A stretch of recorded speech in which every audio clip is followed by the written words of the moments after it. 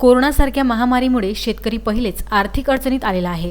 बऱ्याच शेतकऱ्यांना पीक कर्ज मिळण्याकरिता फेरफार उतार्याची आवश्यकता आहे। अकोला जिल्ह्यातील तेल्हारा तालुक्यातील शेतकरी आपल्या शेतातील कामधंदा सोडून तेल्हारा तहसील कार्यालय येथे फेरफार उतारा मिळविण्याकरिता येत आहे। फेरफार अर्ज 9 ते 12 पर्यंत स्वीकारले जात आहेत आणि अर्ज केल्यानंतर शेतकऱ्यांना फेरफार उतारा मिळविण्याकरिता 10 दिवस वाट बघावी लागत आहे। त्यामुळे पीक कर्ज मिळवण्याकरिता सुद्धा शेतकऱ्यांना वेळ लागणार आहे। तालुक्यात एकाच वेळी जवळपास 5 ते 7 हजार शेतकऱ्यांचे फेरफार अर्ज तहसीलला प्राप्त झाले आहेत। शेतकऱ्यांना फेरफार उतारा लवकरात लवकर मिळवण्याकरिता उपाययोजना करणे आवश्यक आहे।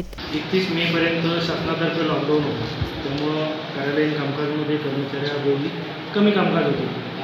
31 मे नंतर पीक कर्जासाठी अनेक शेतकऱ्यांना फेरफाराची उतारे आवश्यक असतात आणि त्यामध्ये एकाच वेळी जवळपास 5 ते 7 हजार शेतकऱ्यांचे अर्ज आपल्याला प्राप्त झाले।